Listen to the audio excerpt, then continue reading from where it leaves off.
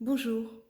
Aujourd'hui, j'avais envie de vous parler de l'impact d'une constellation dans un collectif. Je m'appelle Nancy Darding, je suis constellatrice de projet. Je forme en Drôme et à Bruxelles en automne 2024 auprès des coachs, des consultants, des facilitateurs, facilitatrices qui auraient envie de mettre l'énergétique au service de leur métier, au service de leur collectif, des personnes qu'ils accompagnent. Si ça vous intéresse, vous pouvez me contacter nancydarling@yahoo.fr. Et puis, pour que cette chaîne grimpe dans les algorithmes de YouTube, je vous invite à liker, à vous abonner, à partager, à commenter cette vidéo si elle vous a parlé. L'impact d'une constellation. J'ai fait une vidéo sur un autre collectif que j'avais accompagné. Et ici, c'est un collectif qui a eu l'audace de définir leur plan d'action 2024-2025 grâce aux constellations. On avait toute la journée, il y avait une vingtaine de personnes, et je me suis fait un plaisir d'inviter ma grande amie Martine Ransonnet de Sémentiel pour faire une pratique narrative à un moment donné. Je vous en parlerai plus tard. Alors, on a donc fait une journée pour faire émerger quels étaient les besoins du collectif, qui pouvait les alimenter, et puis consteller les différents moments de l'année 2024-2025. Et j'ai croisé dernièrement la coordinatrice qui avait fait appel à moi, qui entre-temps s'est rendu compte qu'elle était réellement personne source du collectif, et ça c'est toujours un énorme cadeau. Donc elle a bien reçu la source, et là maintenant elle assume le fait que oui, elle a ce canal de perception qui est un grand cadeau pour le collectif. Et elle me disait, donc à la fin de la journée, quand je les ai quittés, il y avait eu beaucoup de sensations, beaucoup d'informations, beaucoup d'observations, beaucoup de choses qui avaient été déposées, vécues. Et moi-même, j'étais dans un truc de pourvu que ce soit utile, pertinent, juste. Mon mental avait quand même euh, besoin de lâcher prise sur le fait que c'était ça qu'il fallait vivre.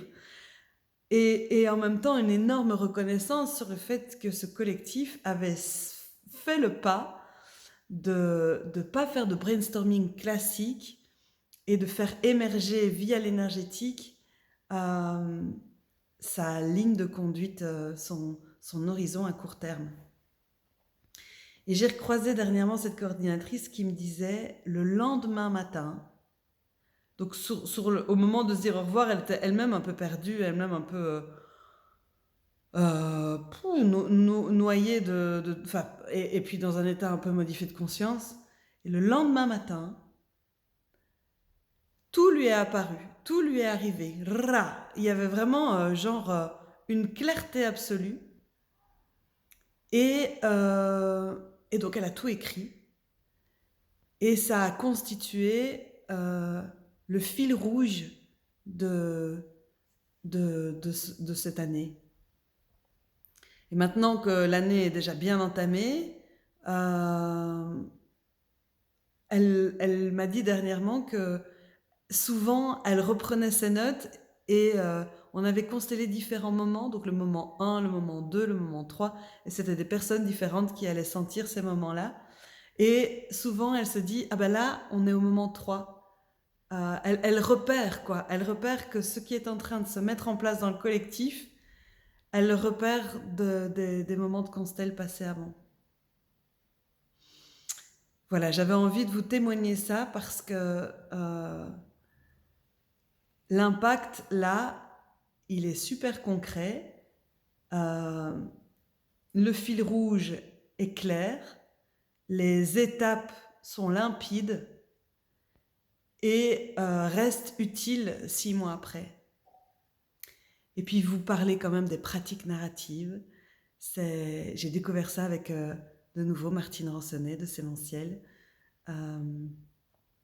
C'est de la manière dont je le perçois, c'est comment rendre la dignité aux personnes à travers une écoute complètement subjective qui accroche le bout du cœur, à travers plein de pratiques créatives qui utilisent plein d'art et qui renvoient un miroir à la personne qui a parlé, et que à travers ce processus d'une forme de coaching, mais avec une posture beaucoup plus impliquée, beaucoup plus